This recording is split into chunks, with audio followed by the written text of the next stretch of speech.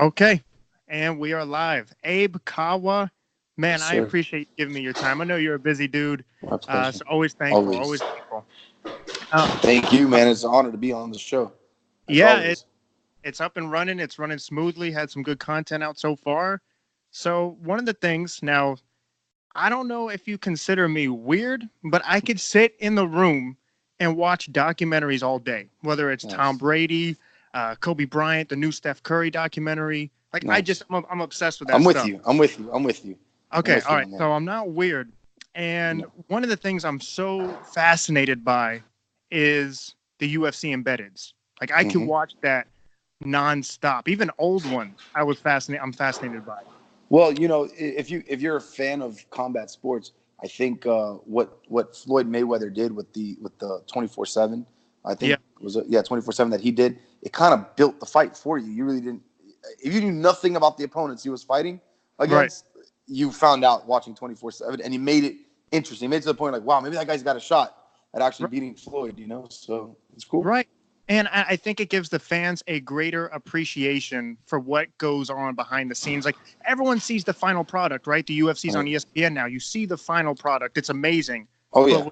what's more amazing to me is the behind the scenes, the build up, the work that goes in to create that final product. So that leads me to my question to you. So everyone sees a great manager such as yourself, a great agent. So Thank you. Thank you.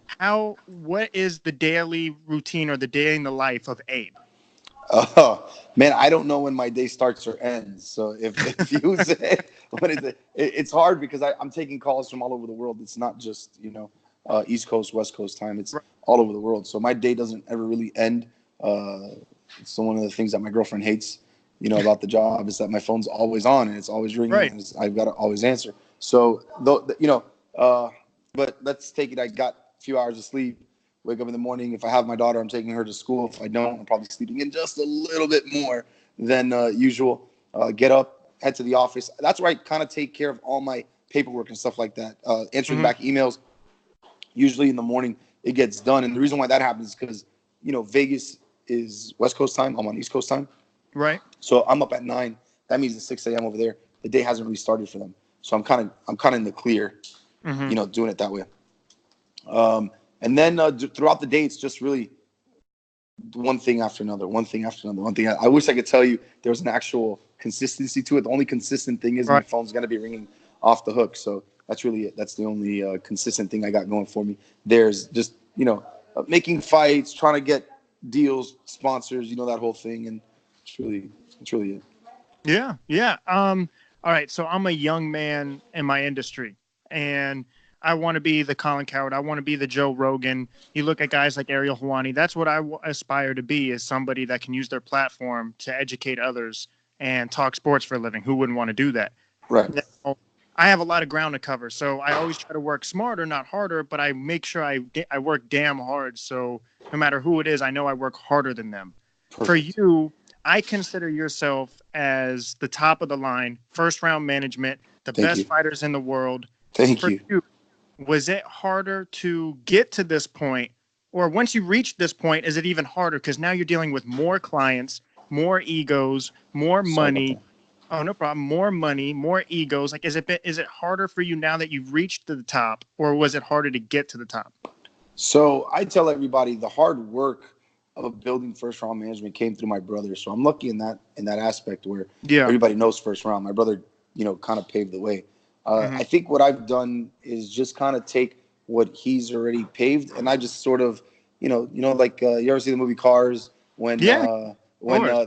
when he tries to rush through the road and it's this big bumpy thing or whatever it may be, and then Yeah. what do you call it, does it the right way and it smooths it out, and the Mhm. cars are all like like that. So I consider myself the steamroller that just kind of paved.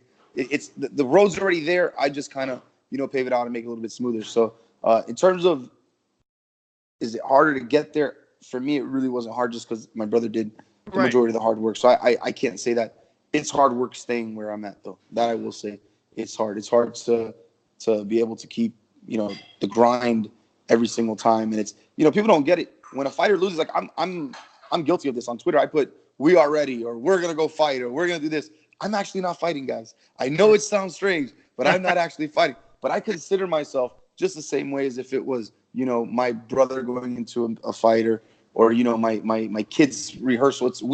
It's a team. At the end of the day, it's all of us going in together in one thing. So, it's draining because those things take from you. They Right. really do. So you're invested in it just as much as they are, if not more. And then you're nervous because you can't throw any punches. Not that I can throw a punch and knock anybody out, but I absolutely am there and involved in it. So that part of it, I could say, it's difficult to be able to move from one personality to the other and keep the same passion and excitement for each guy, because, you don't treat Jon Jones any differently than you treat, Sean Brown. I'll give you there, two ends of the thing. Got a guy that's sitting on top of the world as a GOAT. You have another one who wants to be a future GOAT. How do you treat one differently than you treat the other? You don't. You give him the same amount of enthusiasm and respect that you would give the other guy, because they expect it out of you and they want that out of you. So you give them that. You give them your attention and your time as well. Yeah. Now, I think that's what separates you immediately right there, is that how emotionally invested you are. You're not just doing this for tech. You're doing it because you're passionate for your guy. I love it. That's one thing I do. I do love it. I do love it. That's incredible. And I can relate to what you're saying about how nerve-wracking it is. Now, I don't manage fighters, of course, but Michael Davis is my guy. That's my homie. And I know he is. So when he's fighting, I'm like, oh, like you're with him. You're with him in every bit of it. Yeah. Yeah, it's intense. And now I'm a diehard NBA guy, so I guess you're learning everything from me. I study documentaries. Okay. Of course, like the NFL, MMA, but NBA is my thing. I have the pleasure. Who's your team? I like LeBron and the Lakers. It's not going well right now. Wait, hold on. But did you like LeBron and the Lakers before LeBron became a Laker, or were you a Laker fan, or are you a LeBron fan? That's okay. I'm two things. I'm okay with that. Okay. Two things. So I'm a LeBron guy, 100% through and through. Okay. No matter where he goes, I always support LeBron. Okay. And I do like LA. I like the history of the Los Angeles Lakers, Magic Johnson, Kobe, Kareem. So it was a match made in heaven for me when my favorite player, my favorite team, and now the rest is history. It's chaos right now. But let me be old and say, as great as LeBron is, he'll never be MJ. So there's only one GOAT, and that's it. We're gonna leave it at that. I love LeBron. I think he's great. You understand, I grew up with MJ. So MJ to me, maybe we hold him in a different light, but then when you look at the numbers, you're like, no, we don't. He was really that good. He was really that good in a crazy era. So go ahead. I can go for hours. So if you want to say Jordan, I know I'm in the minority. I say it's LeBron, Jordan, Magic. If people say Jordan, LeBron, Magic, I'm cool. I would take that. I would put some other guys in there as well in that conversation. I think every era had its player. And I think in this area, I think it's LeBron in this era, without a shadow of a doubt. It is. I think in Jordan's era, it was Jordan, but before Jordan, you had Magic. I mean, even then, there's guys in that squad right there that are just, to me, no question better than a lot of other people. So you're an NBA guy? Am I getting this right? I'm an every sport guy. There's not one sport we can't talk about. Dude, if you want to talk about water polo with me, I probably don't know anything about it. Outside of I know how to do it, I just have never seen an actual match or anything about it. Right. But in terms of actual, like, you want to talk football, basketball, baseball, soccer, you want to talk tennis, you want to talk boxing, you want to talk MMA. Right. You tell me. You want to talk horse racing? Let's do it. You know what I mean? Like, we could do it. I love it. We could, yeah, man. I'm gonna have to drive up to you and just talk sports. I'm a sports guy. All right. So I covered the Orlando Magic. I go in the locker rooms. I've interviewed a lot of the players. And one of the things I've noticed is, and I know everyone notices it now, but you really get the sense of it in the locker room, is that there's a change in culture. It's more player mobility, player empowerment. You're going to choose where you want to go, what type of money you want. And I support it. I love it. Yep. Do you see a culture change in MMA? Because I had John Fitch on last episode, and you could tell how invested he is in other investments post-fight career. And you have to have multiple ways to make revenue, multiple streams. And I think it's extremely smart. Do you see it in your fighters from young to old? And is there a culture change? I don't see it with the young guys. The young guys aren't thinking that because they're young. And when we're young, we think we're, forever going to be doing what we're doing. A lot of the other guys that I've got that are, at the top, they've kind of made their way and made their moves. Those guys are pretty much set in terms of what they're going to be doing outside of fighting or after fighting, for that matter. Those guys are pretty much cool. But it's the young guys, and I try to tell all my young guys, every time you win, every time you lose, you've got to put a portion of that money aside and reinvest it in yourself, because right now that's the only business you have. And what that means is, and what I try to, educate the guys on is just really, so you have a Muay Thai guy, you have a wrestling coach, you have a jiu-jitsu coach. Why don't you add a boxing coach? Why don't you add a judo coach? Why don't you just do something outside of just, I'm going to go blow my money. I'm going to go blow my money on, sorry about that. My phone's going to interrupt us at least 3-4 times more. But instead of you spending your money and blowing it out, reinvest it in yourself. And that's the best way you can reinvest it in yourself for where you are now. Now, once you get a guy who's in his second or third contract, possibly even fourth contract, you can start taking that money and start doing other things with it. Fighting, the window is this big, and it closes every time you fight. It starts closing and closing and closing and closing. So the amount of money you could possibly make, you're sort of capped on. It's not like you can make endless amount of money fighting. There is a number that you're going to get capped at. So that being said, you've got to be able to put your stuff in different places. See, Fitch, I guarantee if you would have asked him 6-7 years ago what he's doing, maybe even more than that, maybe say 8 years ago, what is he doing with his money? I don't think he's investing and doing things to set himself up outside of fighting. It's different when you're a young guy and how old are you, for instance? 21. So you're 21 years old. Right. At 21 years old, your bills and your stuff is going to be completely different than when you're 35. So when you're 21, you don't think about, I've got to put this away for my 35-year-old self. You think, if I'm doing this now at 21, I'm going to be able to do it at 35 as well. You'll quickly learn when you turn 35, you look around, you're like, wait a second, it's not what happened. You know what I mean? It's a little different. And it's hard to get a 21-year-old, 24-year-old to buy into that. So, it's tough. But in terms of the culture changing, I don't see it changing like that. But personally, I haven't really seen it. I know that my guys that are sitting at a little bit at the top of the echelon, those guys are making stuff to, they won't have to fight again in the future. The other guys need some time. Right. Another thing I've noticed, so I'm talking about the culture change, is a lot more trash talk. Now, it's magnified, of course, Conor McGregor being the face of it, and you see how much money in fighters. It's a copycat type of sport, and any sport that is, hey, guys making a lot. Yeah, I want to make a lot of money that way. As a guy of your stature, do you encourage your fighters to trash talk because it may bring in more money, more profit? I tell my fighters, be yourself. Yeah. Don't be fake. Don't be Colby Covington. Don't do those things. Those things don't pay off. People would say, well, Colby talked himself into a title shot. I tell you guys, no, he didn't. I'm with everybody else in terms of the antics and all that shit with Colby. I'm not a fan, but go look at his resume. People said the same thing about Conor. Go look at Conor's resume. You guys will be shocked. We're quick to say he fought a bunch of nobodies. No. Go look at the resume and then come back and tell me he fought a bunch of nobodies. He fought a bunch of good guys, and that's across the board. The one thing I would tell you in the UFC is the only person that I could say wholeheartedly that talked themselves into any kind of title shot would probably have been can't even say Bisping. He fought. He stepped up and most you know what I mean. History, he's up there. Can't say he talks his way into a title shot. I can't. There's not a guy I can think of. Maybe Chael, but not even. And the reason why I say maybe Chael is because people are like, well, Chael talked himself. I'd be like, look, Chael talked himself into a title fight with John, but he never talked himself into a title fight with Anderson. Go look at the people he beat. No. Anderson cleared out that division. There was only one guy left, and it was Chael. And then what Chael did with Anderson, everybody was going, whoa, maybe this guy is, who he says he is. So, again, you could do this, but if you're not yourself and it comes off wrong, it's only going to last you so long. And then, it's a bad drop. Like, here's where I say that. Colby can't lose. The day Colby loses, Colby's done. We saw with Conor. To me, that's who Conor is. Conor's a brash.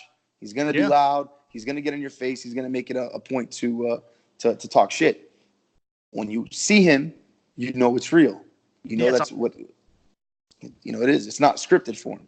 Where in Colby's case, it is, and it sucks. But Conor lost, and look, how bad did it hurt Conor to lose? Did it really hurt him?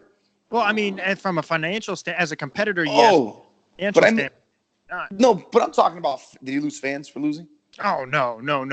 Did he lose $1 for like in terms of like paychecks and stuff like that? When it comes to he didn't lose any of that stuff.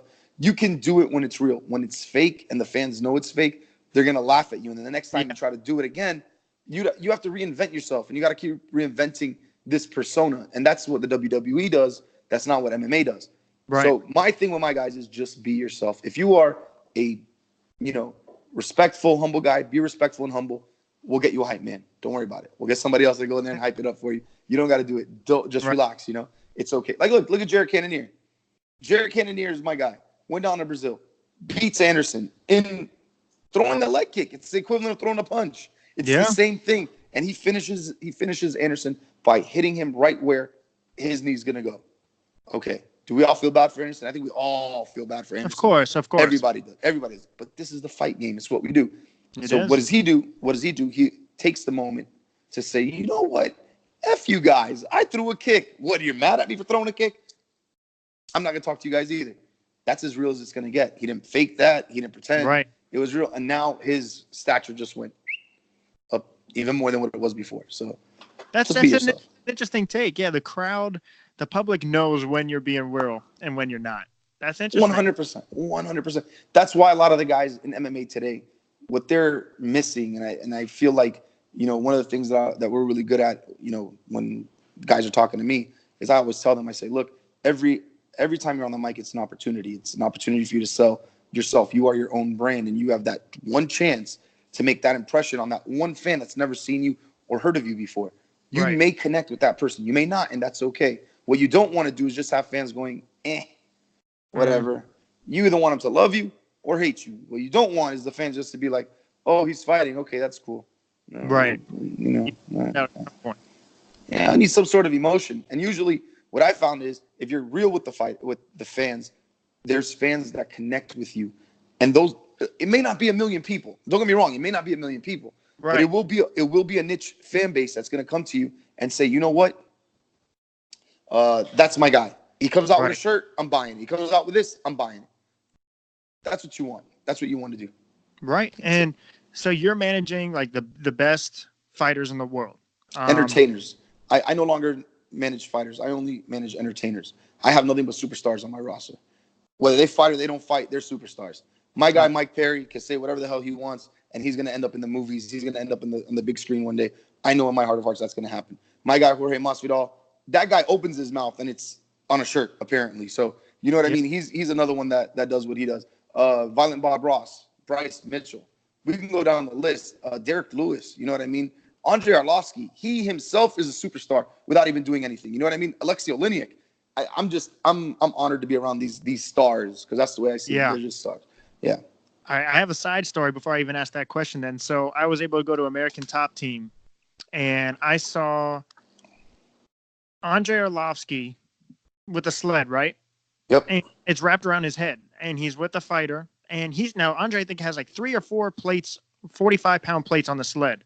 I'm like, okay, right. I've never seen this before. He was wrapped around his head. And then the other guy, I think, has 2 plates, 1 or 2 plates, and it's wrapped around his waist.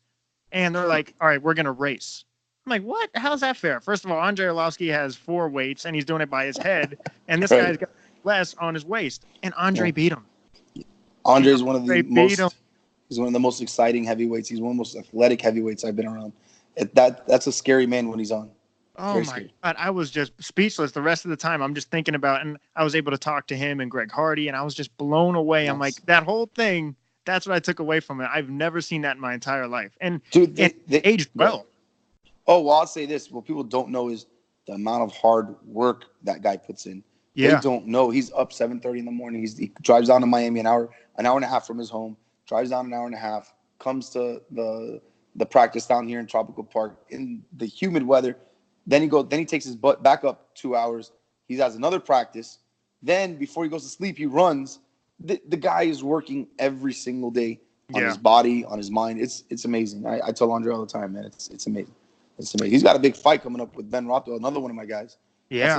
That's Ben is a tricky guy. A lot of people don't know Ben. Ben is a tricky guy. Go look at his resume on the guys that he's beaten. And you go, whoa, what's up with that? He's fought the who's who. Yeah, he's fought the who's who. And that was actually my question is you met like, all right, entertainers. So you manage with entertainers. How important is the fit that you and the fighter have a fit? You have that chemistry that you both share. Like, a coach and a star player, you have to have that fit in order for it to work. How are you able to have that fit with all of these different types of personalities? I don't. I think I have one thing that's in common with all fighters and all people that I've been in this industry. They all like money. And as long as I'm able to produce money for them, I don't think you need to necessarily like me as a person or, connect with me and find out this and that. I don't think that's the case. As long as we are able to make money, I think everybody's kind of cool. And they're like, dude, I may never invite him out, but shit, the guy makes me money. So, it works. I think that's what really separates us from or me, I should say, from a lot of the other guys. I do connect with all my guys, though. Let me not put that out there. I do connect with all my guys in different ways, whether it's just being there for them, whether it's just, picking up the phone, they need me, returning a phone call. It's easy stuff. Yeah. Yeah. All right. So talk about money, the ESPN deal, UFC. And it made me realize I'll go out to Hooligans. My girl and I will watch some fights, and I realized how many more people are tuning in now. It's mainstream. How big can MMA honestly get? Well, I heard someone say to me, and I forgot who it was, but if I'm repeating it, that means I trusted this guy's knowledge on this. He says in the next 7 years, MMA will be bigger than soccer in Brazil. So that being said, damn big. There you go. You want to know how big it can get? That's pretty damn big. Yeah. Yeah, I think so. And it's entertainment. It's entertaining. There's nothing like it. Dana White said at one time, good old Uncle Dana, and he was like, you can have a basketball game, a football game, soccer, but if a fight breaks out, everybody's going to go. Everybody's watching. That's what happens. Yep. All right, so let's talk about your guy, Jorge Masvidal. Obviously, the Ben Askren match, which is crazy. We'll get into that. But he also has the super fight jiu-jitsu match against Showtime Pettis. How did that come about? I was talking with the promoter, and me and him were going back and forth, and there's a brand new pay-per-view provider that's out there. And, he was like, man, I'm doing this amateur show, and, I wanted to do something for the kids. And I said, well, what do you got going on? I got a good relationship with this promoter. And I was like, what do you got going on? See if we can help. And he told me it's for Bullyproof, which is a foundation. It's called the Bullyproof Foundation, and it's a foundation that basically helps kids that can't afford memberships to gyms and but specific gyms, not just for you to go to LA Fitness or 24 hours. It's more of a boutique where okay, you could go to your local ATT, for example, and the dues there are $95 a month. Maybe they don't have it. The foundation steps in and pays the dues, so these kids these kids will not be able to be out on the streets doing shit maybe they shouldn't be doing. They can find another way to exert their energy. And I think for a lot of kids, if they had this avenue, it would be great. So we started talking back and forth, and I was like, how can we make this work? What can generate the most interest? And I picked up the phone. I called Masvidal and I said, hey, are you down to help the kids? And he was like, I'm always down to help the kids. What do I got to do? And I said, well, the only problem is that the date is about 3 weeks before your fight. He goes, what is it? And I said, sorry about that. He goes, what is it? I said, I told him we're looking to do a jiu-jitsu match. He goes, who would I go up against? I go, I have no clue yet. I've got to find somebody. Let me kind of think it through. And I thought about going and getting other guys at 170 pounds. Mike Perry is one of the names that I kind of had go, and I thought that would be just amazing to do. The problem is that these guys are probably going to fight each other one day, and what I don't want to do is put them in a position where they have to fight each other, like do this and then fight each other again. And then that's not the point of this. You want to keep that a little bit, those two things separate. So I started going down the roster, and I said, you know what, Anthony, another one of my guys, is fighting at 170 now. But if things work out right, he's probably dropping down to 55 to fight Conor again at some point, unless Conor wants it at 170. I think if he beats Nate, it's a no-brainer to have him fight Conor. That's just my opinion. Great fight. Yeah, that's just my opinion. If he beats Nate, I think Conor's next. I just don't see it being anybody else outside of Conor. Who do you go to after Nate, right? Like if you're Anthony, who else do you fight? So I spoke to Anthony. I called Anthony. I said, man, before I spoke to her, I said, Anthony, what do you think about this? And he's like, well, what's it for? How much am I, this and that? I said, dude, it's for charity. If you're down, it's for a good thing. And what's crazy is Anthony, guy who opened the Bully Foundation, is Duke Rufus's partner in Alabama. He owns a Rufus Sport in Alabama. So it was easy once that kind of came up. I said, man, the guy is, partners with Duke. Why don't you do this, and where you could probably bring it to Milwaukee as well? And that sold Anthony right then and there. What's crazy is, the fans don't know is these guys are so giving at the end of the day of when it comes to kids, especially kids, these guys do anything. It's amazing, like just to see them say, yeah, for charity, absolutely, we'll do it. And, it's a great foundation. Yeah, man. So that's the way it kind of came up. And, once that happened, I called Yoel, and Yoel said, you got to put me on the card. I was like, all right. Relax. I'll put you on the card. I got to find somebody for him. I'm still looking for an opponent for him. Who wants to grapple with Yoel Romero? I know a lot of guys would like to. The problem is they're all in his weight class. And I'm not trying, like I said, to put my guys up against guys that they're possibly going to fight one day. I'd rather, if they've already fought, that's one thing. I'm okay with it. But if they haven't fought already, then I'm probably not going to go down that route, especially if it's for charity. I'm not. Right. Of course. That's a great cause. That's a great story. Great cause. I found out because I saw it on Dean Tool. Yep. I found it out. I'm like, God, Dean's killing it. Yeah. He's doing a good job. I saw Jorge. He was on the Joe Rogan podcast, and I really got to kind of see his thought process, right? Because you see Jorge, you see his actions, you see his fighting style, and you back to what we were talking about. It's real. He's real. You know what you're getting with Jorge, and I was so impressed with him and just the way he thinks about things, the way he carries himself, his beliefs, everything. Can you kind of expand on that? That dog, not every fighter has that dog. He's like, oh, okay, I'll fight you right now. If you're going to talk this, I'm going to fight you right now. And I think when people see Ben Askren trash talking and they see these guys, sometimes it's not real, but this is 100% real. So Ben, God bless him, he's brought some fire into the 170-pound division, and I'll be honest, it's more refreshing than Colby. I'm not going to lie to you guys. It really is. However, Ben has never seen this. Ben has been protected his whole life. People don't. I take nothing away from a fantastic wrestler. I take nothing away from his. I even don't take anything away from his accomplishments at ONE FC. Being undefeated for this long is hard. It's not easy. I don't care who you fight. It's hard. Right. This isn't boxing where you're just going and getting bums off the street and you're throwing them in there and saying, "Here, fight this guy," and you get a free win. Ben fought some good guys. He didn't fight everybody that was. He didn't fight cans. Everybody says he fought cans. He didn't fight cans. He actually fought a lot of tough guys. And Jorge's in for a fight. I'm the guy that typically, when I bet, is betting on the guy that has the dog in him. The guy that has that dog in him usually wins. Ben, I don't believe has a dog in him. What I do believe Ben has is a really good work ethic, and his work ethic is probably better than a lot of the guys that are out there.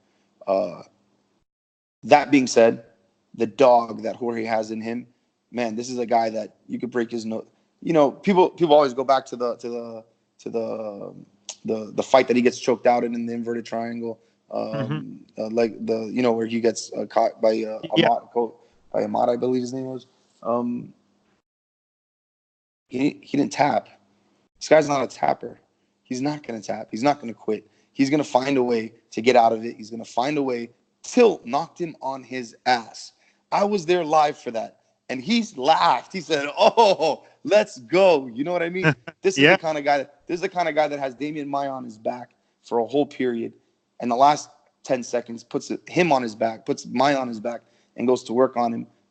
Maia says that was one of the toughest guys he's ever fought when it comes to jiu-jitsu. The guy's a white belt. He doesn't even fucking go, but he's got a dog in him. He's not a guy that is trying to go out there to just be friendly and do that. He's got a dog where he's not going to quit.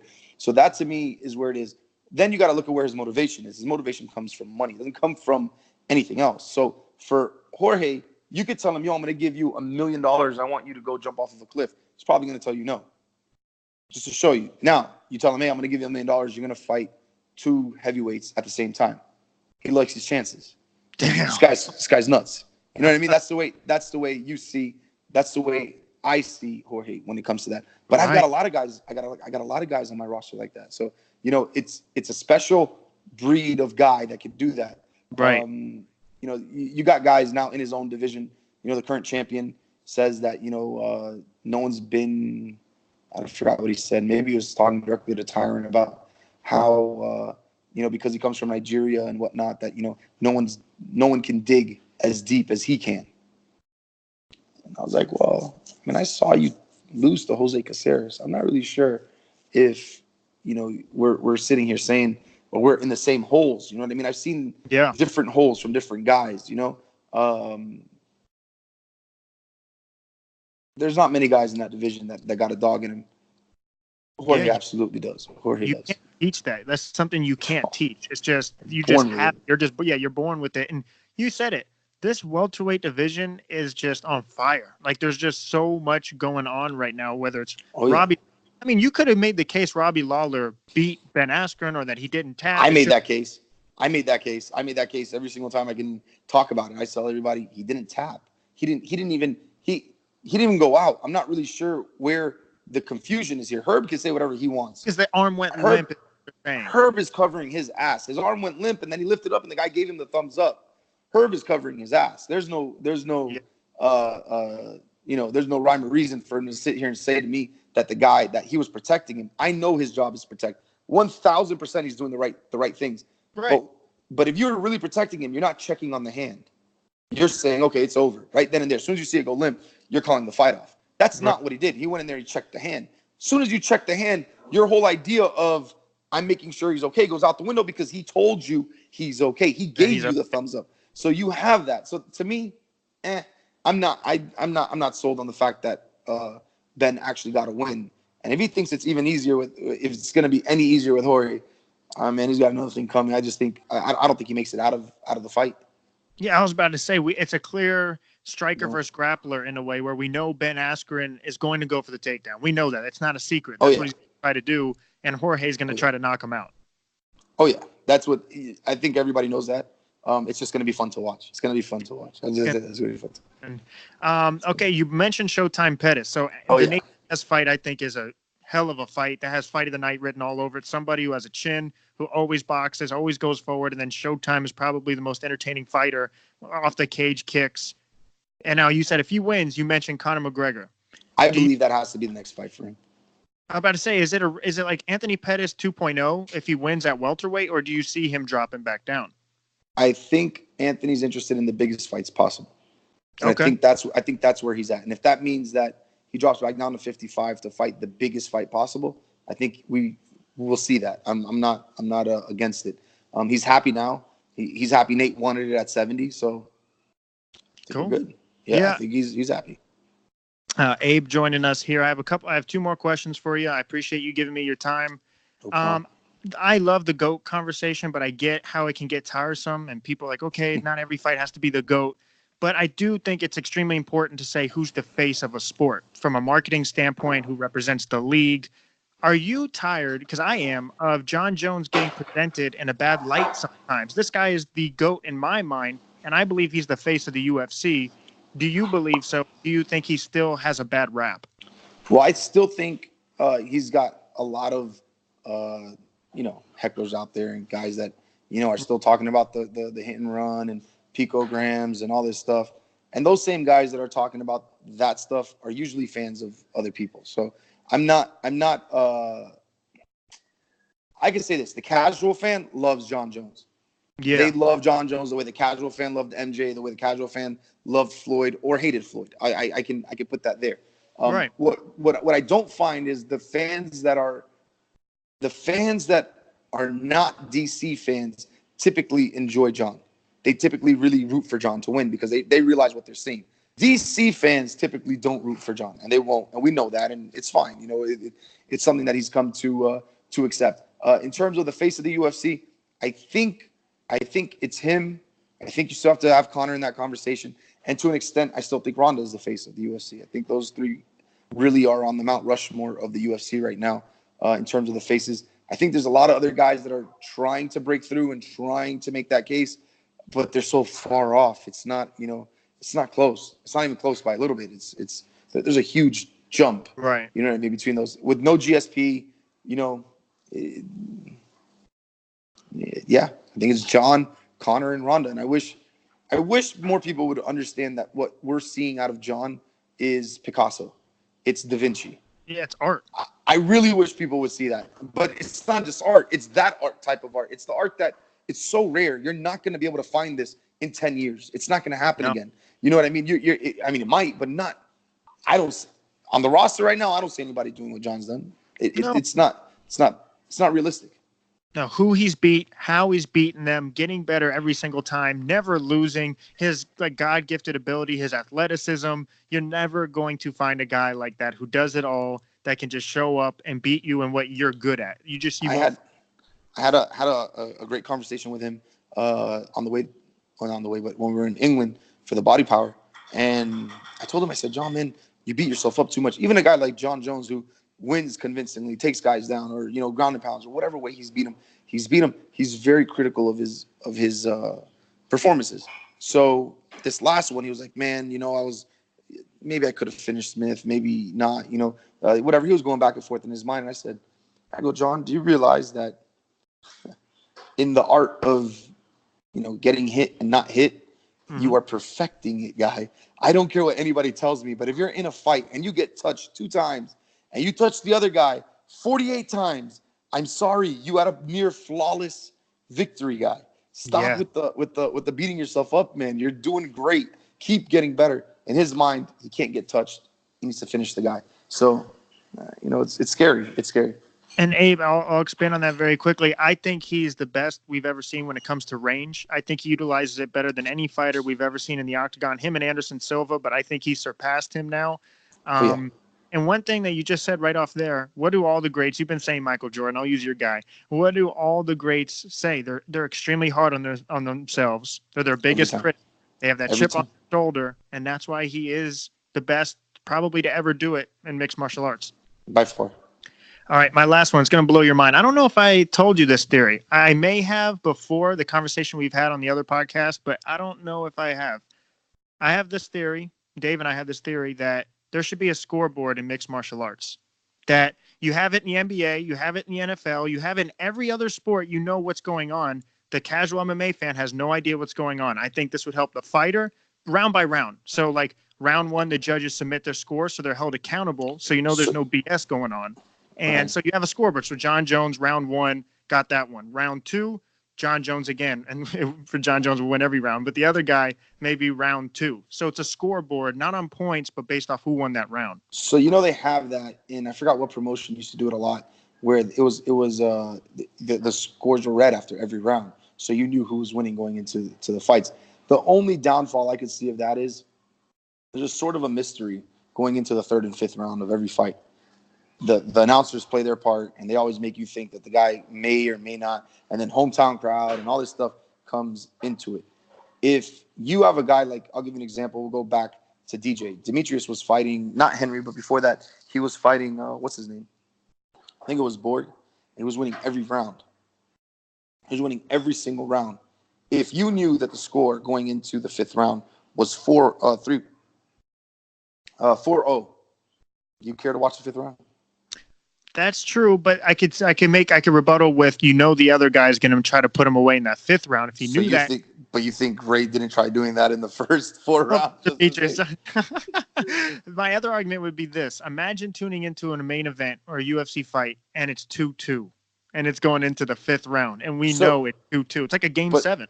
But let me ask you: does that change? So now I'll rebut that with this: would that change your mind on the Kelvin Gastelum, Israel Adesanya fight?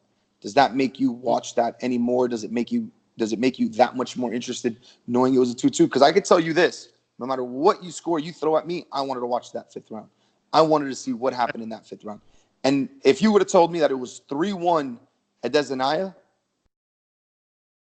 that's true. Do we get the same 5th round? Damn, you got me there. You got me. That's a good rebuttal. I was going to say Dana that I'm coming up for ideas with them, but listen, it's not a bad thing. I just think I think it takes away when you're going into those 3rd and 5th rounds, and then also you're going to lose viewership if you got a guy who's up 2-0, and then if you're up 2-0, let's say the fighter knows he's up 2-0, you think he's going out there to kill the guy, he's probably saying, I'm going to chill this round. I have one I can afford to lose. No big deal. Next thing you know, we're sitting there going like this as fans.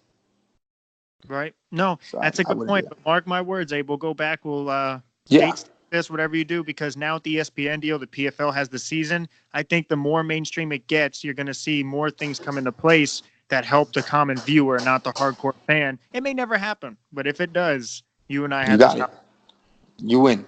100%. Okay, the floor is yours. Plugs. Where can people find you if a fighter's Oh listening man, to this? All yours. you can find me on Instagram, Abraham Kawa, Twitter, Abraham Kawa, Facebook, Abraham Kawa. It's just my name all the way across the page. Thank you guys. I appreciate you guys for having me on as usual. You're the man. So thank you. Whenever you want to come and talk some shit, some sports, let I me would know. love. I'm more than happy. I'm more than happy to shoot the shit with you. If I don't know, man, I'm not plugging anybody in this one. I'm just hi to everybody. You want to come see me? Come see me. It's the end of the day. It's done. That's it. Right. Well, thank you so much for giving us your time, and I Pleasure. appreciate it.